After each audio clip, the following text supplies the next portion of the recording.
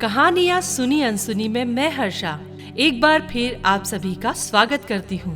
बात उस समय की है जब राम रावण युद्ध समाप्त हो चुका था। रावण की मृत्यु के पश्चात लंका में विभीषण का राज्याभिषेक भी संपन्न हो चुका था और प्रभु श्री रामचंद्र जी अपना वनवास पूरा कर अयोध्या लौट चुके थे। एक दिन भगवान श्री रामचंद्र जी अपने तीनों भाइयों संग संध्या के समय सरयू के तट पर विचरण कर रहे थे। तभी राम जी से महात्मा भरत जी ने कहा, एक बात पूछूं भैया। राम जी ने बहुत ही मीठे स्वर में कहा, हाँ अनुज पूछो, क्या पूछना है। भरत जी बोले, भैया माता कैकेयी ने आपको वनवास दिलाने के लिए मंथरा के साथ मिलकर जो षड्यंत्र किया था, क्या वह राजद्रोह नहीं था? उनके षड्यंत्र के कारण जहां एक और राज्य के भावी महाराज और महारानी को 14 वर्ष का वनवास झेलना पड़ा, तो वहीं दूसरी ओर पिता महाराज की दुखद मृत्यु हुई।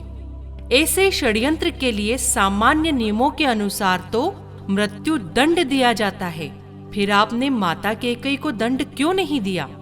राम जी मुस्कुराए और बोले, जानते हो भरत, जब किसी कुल में एक चरित्रवान और धर्मपरायण पुत्र जन्म ले तो उसका जीवन उसकी असंख्य पीढ़ियों के पितरों के अपराधों का प्रायश्चित कर देता है। जिस माँ ने तुम जैसे महात्मा को जन्म दिया हो, उसे दंड कैसे दिया जा सकता है भरत? परंतु भरत जी इस जवाब से संतुष्ट नहीं हुए। उन्होंने कहा, यह तो मोह है भैया, और राजा का दंड विधान मोह से मुक्त होता है। एक राजा की तरह उत्तर दीजिए कि आपने माता को दंड क्यों नहीं दिया। समझिए कि आपसे यह प्रश्न आपका अनुज नहीं, अयोध्या का एक सामान्य नागरिक कर रहा है। राम जी गंभीर हो गए।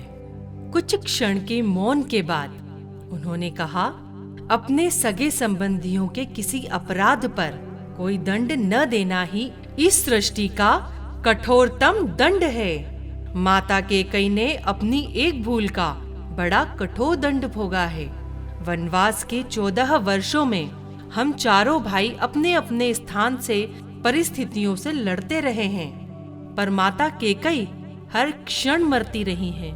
अपनी एक भूल के कारण उन्होंने अपना पति खोया, अपने 4 बेटे खोए, अपना समस्त सुख खोया, फिर भी वे उस अपराध बोध से मुक्त न हो सकी।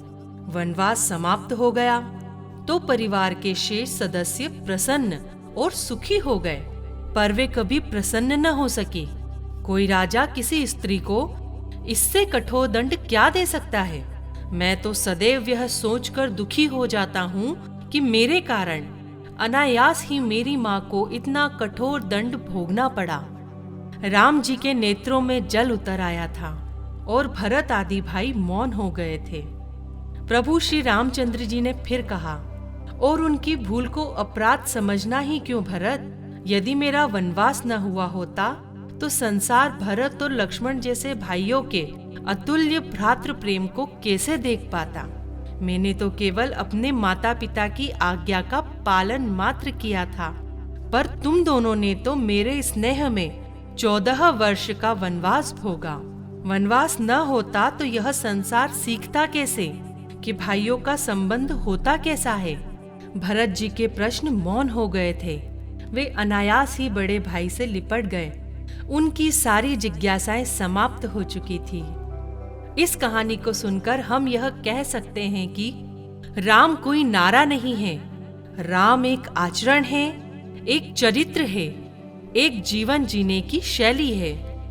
निश्चित ही आपको हमारी आज की यह कहानी पसंद आई होगी, तो कहानी को लाइक और शेयर करना बिल्कुल ना भूलें। और हाँ, इसी तरह की और भी प्रेरणादायक कहानियां सुनने के लिए हमारी चैनल को सब्सक्राइब करना तो बिल्कुल ना भूलें। तो मिलते हैं अगली कहानी में। तब तक मैं हर्षा आप सभी से विदा लेती हूँ।